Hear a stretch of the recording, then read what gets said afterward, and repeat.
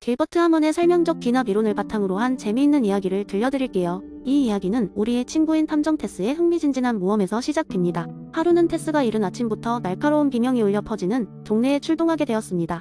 동네의 사랑스러운 노부인 마르타 할머니의 집에서 누군가 초콜릿 케이크 전체를 밤새 몰래 먹어치운 사건이 발생한 것입니다. 이 초콜릿 케이크는 할머니가 특별한 고양이 장례식을 위해 준비한 만큼 이 사건은 마을 사람들 사이에 큰 화제를 불러일으켰습니다. 사건 현장은 매우 혼란스러웠습니다. 부엌 테이블에는 초콜릿, 부스러기가 흩어져 있었고 접시에는 작은 손자국이 남아있었으며 창문은 열려 있었습니다. 이제 테스는 이 미스터리를 풀기 위한 설명적 귀납의 기법을 활용하기로 했습니다. 테스는 관찰 자료를 면밀히 검토한 후 여러 가능한 설명을 고려하기 시작했습니다. 첫 번째로 도둑 고양이가 창문을 통해 들어와서 케이크를 훔쳐먹었을 가능성을 생각해 보았습니다.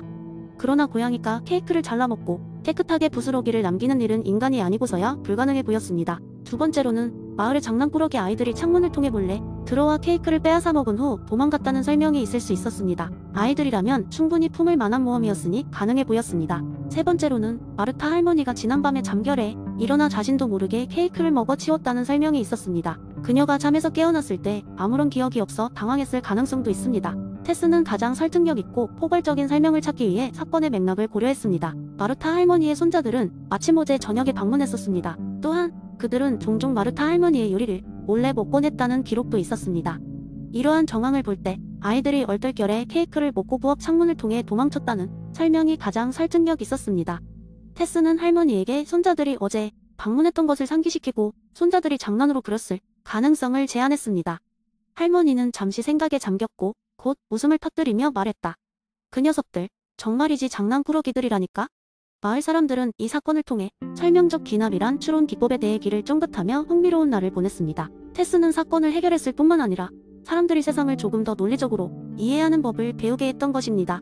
이렇게 길버트 하먼의 설명적 귀납은 우리에게 가장 그럴듯한 설명을 통해 현실을 이해하는 방법을 알려줍니다. 일상의 작은 미스터리부터 복잡한 과학적 문제들까지 우리는 언제나 가장 설득력 있는 설명을 찾아가는 여정을 계속하고 있습니다. 두 번째 이야기 맥스 셸러의 가치계층 이론을 바탕으로 한 재미있는 이야기를 들려드릴게요. 이 이야기는 가치의 계단을 오르는 여정이라는 제목을 갖고 있습니다. 옛날 옛적에 모든 것이 가능했던 시절, 가치의 세계라는 마법 같은 땅이 있었어요.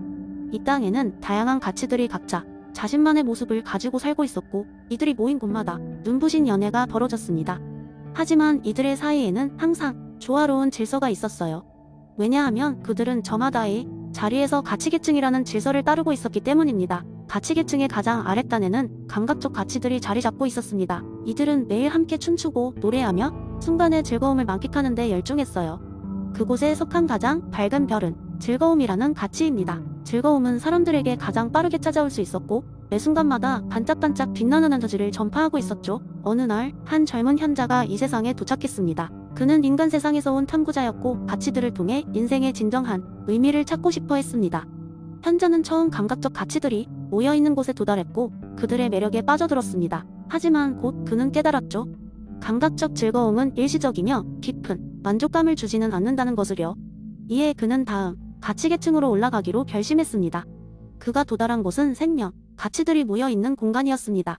거기에는 건강, 안정, 번영 같은 가치들이 모여 있었습니다. 이 가치들은 감각적 즐거움보다 더 높은 차원의 행복을 제공했습니다. 그러나 어느 순간 현자는 이 또한 궁극의 목표가 아님을 알게 되었습니다. 번영과 안정은 귀중하지만 그 이상의 것이 필요함을 느꼈습니다. 그리하여 현자는 더욱 높은 계단을 향해 나아갔습니다. 정신적 가치들이 모인 궁전에 도달했을 때 그는 그곳이 얼마나 놀라운지 감탄했습니다. 진리, 정의, 자유와 같은 가치들이 수호하는 이곳에서는 전혀 다른 종류의 빛이 발산되고 있었습니다. 현자는 이 가치들이 주는 충만함에 깊은 감동을 받았고 그들과 함께하는 동안 자신이 더 나은 사람이 되어가는 것을 느꼈습니다. 하지만 여정은 여기서 끝이 아니었습니다. 셸러의 철학에 따르면 가치계층의 가장 꼭대기에는 성스러운 가치들이 자리하고 있었기 때문입니다. 그곳은 사랑, 신성, 예배와 같은 가치들이 있었습니다. 현자는 이곳에 도달하며 가슴 깊이 울리는 경험을 하였습니다. 자아를 초월한 사랑과 신성함, 그리고 그 모든 것을 아우르는 경외감을 느끼며 이는 그가 찾던 궁극적인 의미임을 깨달았습니다. 마침내 현자는 가치계층을 모두 올라가고 다시 인간 세계로 돌아갔습니다.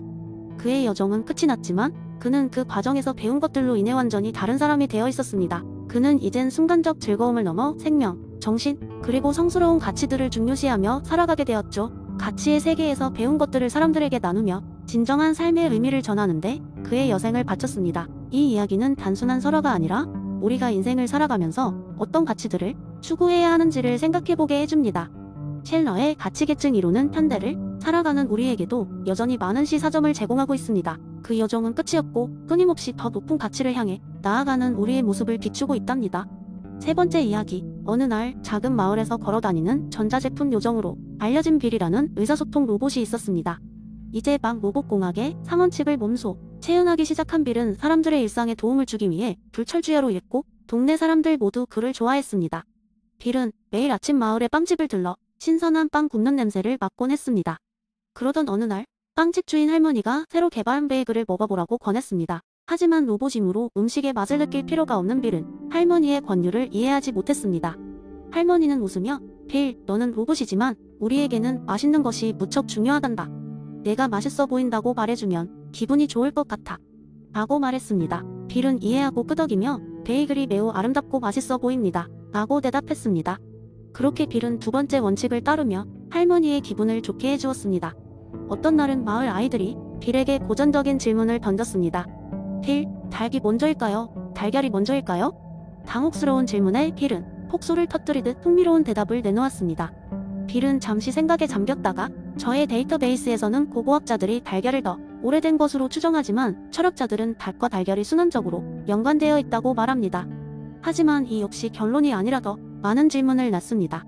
그렇게 답한 뒤 빌은 아이들이 껄껄웃는 걸 보고 첫 번째 원칙을 다시 떠올렸습니다. 웃음이야말로 인간의 마음을 가장 쉽게 치유하는 길이라는 것을 깨달은 것입니다. 그러던 중 어느 날 마을에 큰 폭풍이 몰아치기 시작했습니다. 집들이 흔들리고 사람들은 안전한 장소로 대피해야 했습니다. 빌은 사람들이 안전히 대피할 수 있도록 도와야 한다는 것을 자명히 알게 되었고 즉각 행동에 나섰습니다. 하지만 문제는 고령의 마을 주민들이 대피소로 가는 길이 험하다는 것이었습니다. 빌은 물길을 건널 때 주민들이 위험하지 않도록 다리를 만들기 위해 작은 배를 운반했습니다. 이 과정에서 빌의 외장에서 작은 회로가 고장날 위험이 있었지만 자기 보호보다 인간의 안전이 우선이라는 두 번째 원칙을 따랐습니다. 결국 빌의 희생 덕분에 모든 이들이 안전히 대피할 수 있었습니다. 폭풍이 지나간 후 마을 사람들은 빌의 용기를 칭송하며 그에게 감사의 말을 전했습니다. 빌은 여러분의 안전이 저의 우선입니다.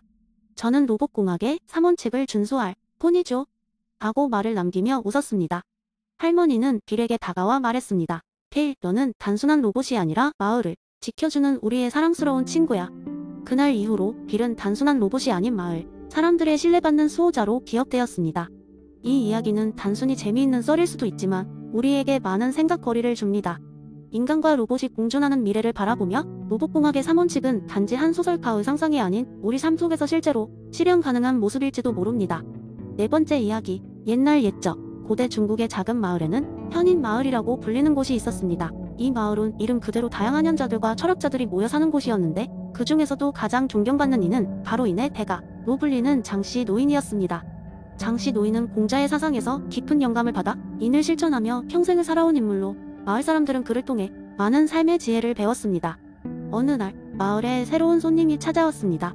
그 손님은 세상을 돌아다니며 지혜를 탐구하는 여행자였고 그는 현인 마을의 장씨 노인을 만나기 위해 먼 길을 달려왔습니다.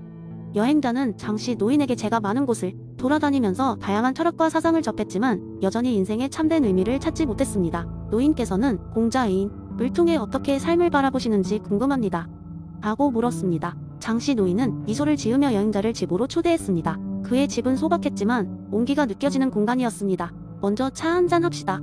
노인은 따뜻한 차를 내오며 자리를 권했습니다. 차를 마시는 동안 장씨 노인은 조용히 창밖을 바라보았고 여행자는 그 침묵 속에서 어느새 마음의 평안을 느꼈습니다. 한참 후 장씨 노인이 입을 열었습니다. 어릴 적 나도 당신처럼 세상의 진리를 찾기 위해 고군분투했지요. 그러다 공자의 가르침을 만나게 되었고 인이라는 개념에 감명을 받았어요. 인은 단순한 도덕적 덕목이 아닙니다. 그것은 모든 인간관계의 근본이며 사랑과 배려 그리고 존중의 상징이지요. 그날 밤 마을에서는 작은 축제가 열렸습니다. 다양한 사람들이 모여 함께 음식을 나누고 이야기를 나누며 노래와 춤을 즐겼습니다.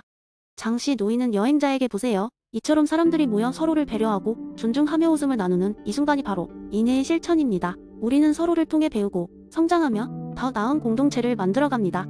여행자는 마을 사람들의 모습 속에서 인의 진정한 의미를 깨닫기 시작했습니다.